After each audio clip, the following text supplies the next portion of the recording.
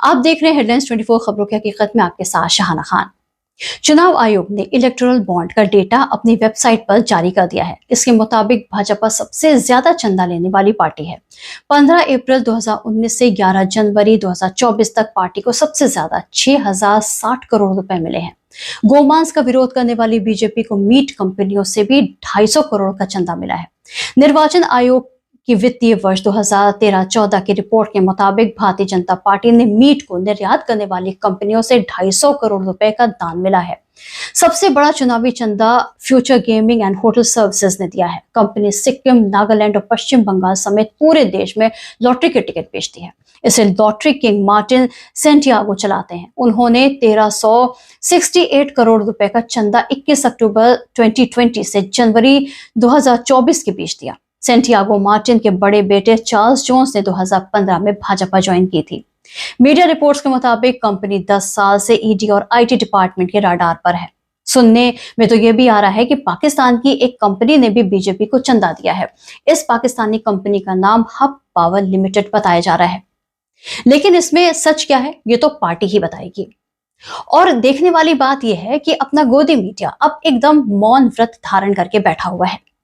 पूरी दुनिया को पता चल चुका है कि किसने किसको कैसे कब और क्यों चंदा दिया है, पर गोदी मीडिया अभी भी विपक्ष के पीछे हाथ धोकर पड़ा हुआ है। विपक्ष को कमजोर बता रहा है, मोदी जी को 400 के पार करा रहा है, पर सच्चाई न खुद देख रहा है और न पब्लिक को दिखा रहा है।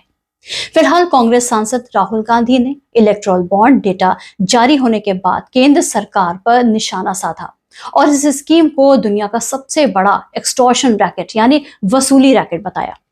महाराष्ट्र के ठाणे में एक प्रेस कॉन्फ्रेंस को संबोधित करते हुए राहुल गांधी ने कहा कि इलेक्टोरल बॉन्ड स्कीम कंपनियों से हफ्ता लेने का तरीका है, कंपनियों से कॉन्ट्रैक्ट्स का शेयर लेने का तरीका है और यह दुनिया का सबसे बड़ा स्कैम है। प्रेस कॉन्फ्रेंस के दौरान राहुल गांधी ने यह भी कहा कि कुछ साल पहले प्रधानमंत्री नरेंद्र मोदी ने हिंदुस्तान के पॉलिटिकल फाइनेंस के सिस्टम को साफ करने की बात की थी और इलेक्टोरल बॉन्ड लेकर आए थे, लेकिन अब इलेक्टोरल बॉन्ड की सच्चाई देश के सामने आ चुकी है। उन्होंने कहा कि नरेंद्र मोदी ने जो इलेक्टोरल बॉन्ड का कॉन्सेप्ट रखा है वो दुनिया का सबसे बड़ा वसूली का रैकेट है। ये दुनिया का सबसे बड़ा भ्रष्टाचार का तरीका है। इसमें सीबीआई, ईडी, आईटी से दबाव बनाकर वसूली की जाती है। राहुल गांधी ने सरकार बदलने के बाद इलेक्टोरल बॉन्ड केस में कार्रवाई की गारंटी का वादा किया है। उन्होंने आगे कहा कि इलेक्टोरल बॉन्ड स्कैम से जुड़े लोगों को सोचना चाहिए कि कभी ना कभी बीजेपी की सरकार बदलेगी और फिर कार्रवाई होगी।